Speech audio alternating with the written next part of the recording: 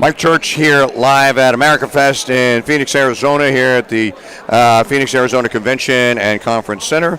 We are here with a variety of guests and have been broadcasting live all day. If you've liked the interviews and you just like the Mike Church Show and what we have been doing, and you're not subscribed to the YouTube channel, tap that little subscribe button right down there.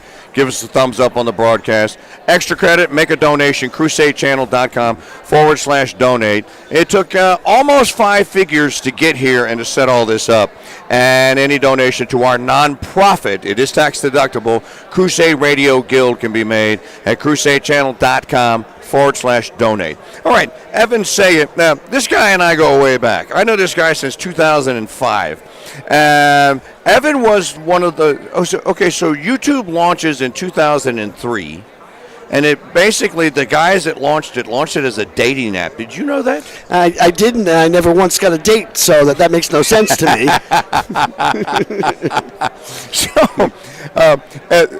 But then they figured out that they could host videos of various things. And that would be a better business model for them. Of course, they started hosting the video. You know, it was one of the videos that threw them over the top. Do you remember the Star Wars Kid? Oh, of course, yeah. Have you ever seen Star Wars Kid? You're young. So everybody Star Wars knows. Kid is still popular after 20 years. Indeed. So Star Wars Kid kind of it's one of the videos. It's not the video, but Star Wars Kid makes YouTube popular. And then there are other people who start uploading various videos of car crashes and stupid stuff and pranks and what have you. And then this guy comes along and gives a talk. Now, I'm going to go from memory. You were at the Heritage Foundation. It was the Heritage Foundation. And you gave a talk. It was the most amazing talk that I had ever seen at that young stage of my conservative development. Well, it continues to be.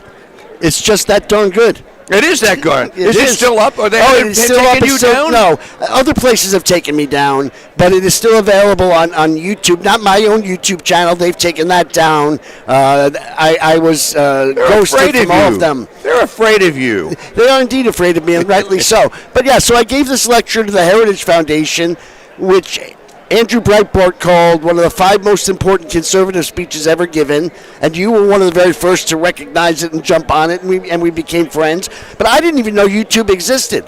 I had gone home, and I was writing my next book, and a friend of mine said, "Hey, do you want me to put up that talk of yours on YouTube?" I said, What's YouTube? What's YouTube? So he goes, he says, "Do you know that it's already up there?" I said, "No." He said, "Do you know it already has 100,000 views?" I said, "No." And meanwhile, now it's up to well over 3 million views, which is amazing considering it's not me with a lightsaber in my underwear.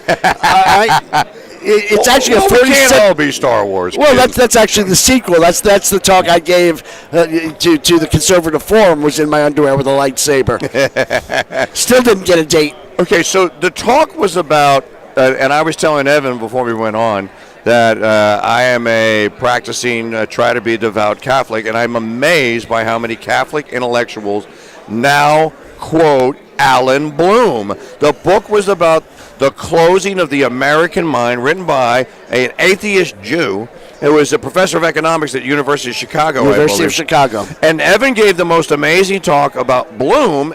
So it was so good, so profound, it made me go out and buy the book. Well, I'll tell you, when that video started to go viral, and everybody in the conservative community was sending it to everybody, National Review Online put up a bulletin on their website.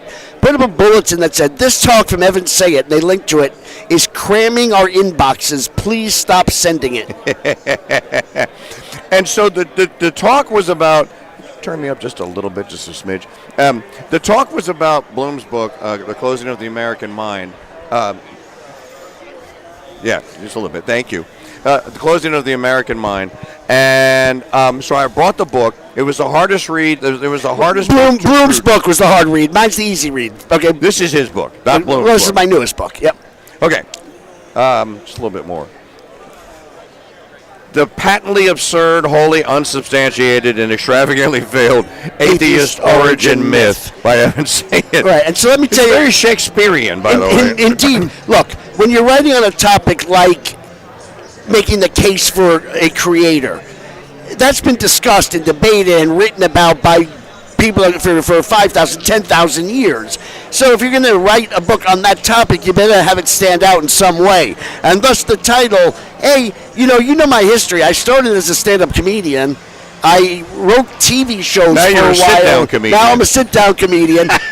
and so there's a great deal of humor in this. But here's the thing. I don't like writing books. They're hard to do. My son once said to me, Dad, it must be hard to write a book. I said, are you kidding? It's the easiest thing in the world. It's hard to write a good book. All right? And it really takes a lot. And so I recognized that the vast majority of atheists today don't even rise to the level of atheists. They've never given God's existence any thought at all. And the reason they haven't is they've been told that God isn't scientific, because they define science as materialism. Right. It has to be within the materials and forces of our universe in the 4 dimensions of height, width, depth, and time in which we can perceive. They don't tell these victims of atheism, though, any alternative to God is also not scientific. The universe, only 2 possibilities. The universe was always here, which means it's outside of the dimension of time, therefore it's not materialistic. Or it wasn't always here, which means it came from outside of our universe, which means it's not scientific. So the only 2 possibilities, it was or it wasn't always here, and both of them are not scientific. So now that you know atheism is just as not scientific as belief, let's discuss what the science actually shows. And what the science shows time and time and time and again is that there's at least an intelligent designer. Right? We don't have to talk which specific God, a monotheistic, intelligent designer. Yeah, I like he was an intelligent design. We have a pretty good record of it, too. It's called the Book of Genesis, if you want to read it. So there's no proof for your guy. I'm pretty sure that there is, and I'm pretty sure it's older than you. Indeed, but here's what has to be understood. My book does not rely on faith arguments at all. Okay. Because you can't give somebody else faith. They have to get faith. I don't refer to Bible as a scripture as authoritative in any way. Because if I'm trying to convince somebody else and I use something they don't believe is authoritative, it doesn't do any good. I can't say to them the Bible says if they don't believe in the Bible. So everything in here is actually logic, reason, and science. There's no faith and there's no revelation. Magic soup, typing monkeys, and horny aliens from outer space. Right, that's pretty much, you know how they say we believe in an invisible man in the sky? Well, they believe in a magic soup they call the primordial ooze. Do you know what the latest theory on how life began on Earth? What's that? It's called directed panspermia. Directed panspermia, and this is embraced by. This isn't an outlier. This is actually what the main evolutionary biologists like Richard Dawkins believe, that aliens from outer space built a rocket ship and planted the seeds of life in the earth. Those are my horny aliens. I swear to God, that's what they believe. And the reason they believe it, obviously, is not because there's evidence for it. It's because the evidence against any other explanation is so overwhelming that they'd rather believe in horny aliens than God. Well, Ridley Scott is one of your horny alien guys. Indeed. He made a movie. He did. He had several. The Prometheus movie basically says that aliens were sent here with magic DNA juice and dropped it into the water and made humans. Well, that is, in fact, it's the last remaining atheistic theory about how life might have begun on Earth, because they don't even have a theory as to how the inanimate became animated. Did you know that there's a deleted scene in Alien Covenant that they cut out? And to his credit, Scott actually filmed it, but they cut it out of the movie. And it's the android David talking to the other android David, and when he's saying why. Why are we so hard on the human race? Why do we want to kill all of them? Why don't we want to try and save them instead? And the scene they cut out, the other David says, David, we did try to save them. We sent a man. His name was Jesus. They killed him. This is in Scott's movie. Yeah, indeed. They cut that scene out. Indeed. Look, let's talk about Bloom for a minute here. Okay, you want to keep going back to Bloom. Well, no, because he's actually the genesis of my own thinking, so. Well, but because I think that okay, so the Bloom chapters, the book is divided into like 7 or 8 chapters. I want to say, the 3 in the middle are the most important. You have the art, the music, and I think it's literature. Well, but they also have relationships, which is important. How the relationships have changed. And can I just tell your audience the basic premise of the book? Sure. Okay, the book is called The Closing of the American Mind.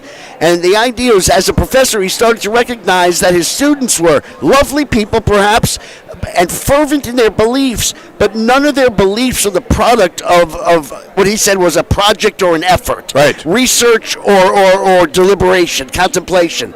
And basically, he decided their minds are so open to anything and everything that they're closed to facts. They were unwilling to, and here's the phrase I actually borrow, they were raised to believe that indiscriminateness is a moral imperative because its opposite is discrimination. Thinking has become a hate crime. Yes.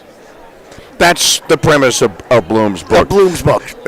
And as I was telling Evan, so many Catholic intellectuals and other intellectuals are now quoting Bloom profusely now. And that book was 1985? That's correct. 86, I think. 86. Yep. That book is, 40 years old now. So after 40, this is how you know you've written a masterpiece, when 40 years later people start to read it. Indeed. Indeed. And pick Although up it's been in print since 86, and it's been highly regarded, as you know. I mean, you read it long before its reemergence. But yeah, because wokeism is what he described, but having metastasized and ossified, because since 86, those same people now have become the professors themselves. They've now become the powers that be. They've become the journalists themselves. And so you now have successive generations. At least back then, when Bloom was teaching, you still had some members of the last of the great generations. That's right. To blow back against this radical notion.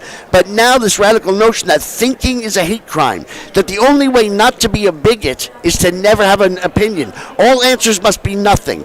No culture is allowed to be recognized as any better than any other. No sexual practice is better than any other. No form of government is better than any other. Well, if you're not allowed to think, you actually end up siding with evil, failure, and wrong. This is my friend Evan Sayet. Evan lives in Las Vegas now. I do. You were out in L.A. and you're doing the comedy. My entire adult life. You were doing the comedy shows. I want to drop a fact on you. Can I talk about the Al Smith dinner? Sure. If you laughed at Trump's jokes at the Al Smith dinner, I'm going to let you in on a little secret. That guy wrote them. I wrote in 2024. I wrote in 2020 when right at the last minute they decided not to do it, supposedly because of COVID. And I wrote the one in 2016, which is rather infamous for him ripping Hillary apart to her face. How do you make that connection? Somebody's in the Trump orbit that you're close with. And I'll tell you exactly who the somebody was. It was Steve Bannon, who I knew from the Breitbart days, right? Because Andrew was a friend of mine. And a lot of people don't realize this, but back then, Los Angeles was the intellectual hub of modern conservatism. There was Andrew Breitbart and what he grew. There was Ben Shapiro and then the Daily Wire. There was all of the Salem Communications people, Dennis Prager and PragerU, David Horowitz and the Freedom Center. All of these groups were right there in the heart of L.A. back when I was, and I was one of the very first, Breitbart and a handful of others like me. And I met Andy Breitbart through you. You're the one who told me you need to talk to Andy Breitbart. I'm like, who the hell is Andy Breitbart? And then he goes, just trust me, you want to talk to Andy Breitbart. So I'll never forget this. My first interview with Breitbart. Back in the day, people hadn't figured out how to turn their alert tones off when email came in. Right. I'm sitting there talking to Breitbart. This is in 2009, and I can tell that he's muting himself so that he can do whatever else he was doing at the time when I'm trying to talk to him. The guy could multitask. And the other thing that made Breitbart, look, the man had energy like you couldn't believe. Oh, yeah. But what was great about him, and I wish more of us were like this, if your gun was pointed in the right direction, he was your ally. Didn't matter if you were nobody knew who you were the biggest star of the movement. It didn't matter how many. If your gun was pointed in the right direction, you had an ally and a friend in Andrew. So I remember talking to Breitbart. And he opened his microphone or his headset or whatever to answer the question, and I heard the alert go off for an email. And I knew exactly what it was. And as soon as mail. Well, no, it wasn't quite that obvious. Okay. It was like a ding, Okay. and I knew what it was. And as soon as the alert went off, his mind went to, must read email, must respond now. And so he just stopped talking, and he muted himself. And me, I realized what he had done, and I go like, and it happened like 3 more times, as I recall. I met Andy in 2012 at the Republican primary in New Hampshire. He was there covering it. No one knew who he was. He was walking. I was the only. I still remember this. He was walking into the convention center in Manchester, where they're having the big hoop-de-doo, the RNC thing, and he was out there on his phone, and he was pacing back and forth, and he was talking, and he got off the phone. He's going to walk into the convention center, and I said, Andy Breitbart, Mike Church. He goes, oh, hey, Mike, nice to meet you. Oh, hey, how are you? Can't help it. You know what? And the same thing, by the way, because I've known Charlie Kirk from the very, very, very beginning. And even back then when I would be talking with him, and I've spoken at TPUSA events, but even then when I would try to have a minute with him, pulled in every single direction all the time. And you know what? If you are in that position, you've got to learn how to do that. Yeah. You know, whether you're a superstar musician or a superstar political activist. And I've always, I never bought the way that Andy died. It always just seemed something wasn't right about it. Let me tell you something about that. I was with the family and everybody from I know the you inner were. circle. You and I talked about this. Right. Okay, he died almost at midnight, just a little bit before midnight. 2013, right? By 8, gee whiz, I don't know. I think it was 2013. Dates. But by 8 p.m. that evening, we all got together to talk, and not one person, not his wife Susie, not a single person, not his father-in-law, Orson Bean, nobody, not a single person believed it was anything other than this pre-existing heart condition that everybody was aware of. Oh, so they were aware of it. Yeah. That's what I didn't know. Yeah. I think the family has kept that pretty close to the vest. Perhaps, so I just blew it. Okay. Okay. But, you know, I mean, look, I'm as conspiracy-minded as the next guy. And by the way... No, you're more conspiracy-minded than the next guy.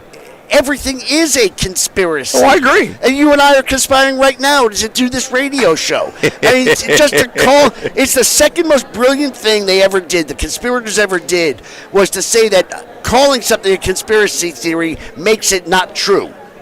Right? The smartest thing they ever did was convincing people that the reason we call it a conspiracy theory is because we're part of a conspiracy. You are a conspiracy. All by myself. Get the book. Where can we get the book on Amazon? I tell you, I wrote this book for believers to give to their non-believing friends. It's fun, it's funny, but most of all, it's persuasive. Great Christmas gift, guys. And he's a funny guy, no matter where you find him. It's so good to see you, dude. Love you, my friend. I love you too, buddy. That's Evan Sayet, everybody. If you don't know, screenwriter, joke writer to the stars, including Donald Trump, and you heard it first here on the Mike Church Show on the Crusade Radio Network. We're going to take a quick time out, and looks like Cliff Maloney is here. You know, I'm going to let you in here, even though you got an Eagles hat on. I'm going to get my Saints. I'm going to get my Saints hat. Didn't I tell you that I could take him? Because we were worried about coming to your spot, man, and I didn't know if you were going to come try to claim it or what. All right, the Saints versus the Eagles coming up in about 3 minutes. Here on the Crusade Radio Network, live talking campaign and convention, radio and TV the way it should be. Look at this guy. I will trade you. Would you trade me? My book for one of your T-shirts. You got it. All right. Fair trade. Make sure you read it and then be in touch.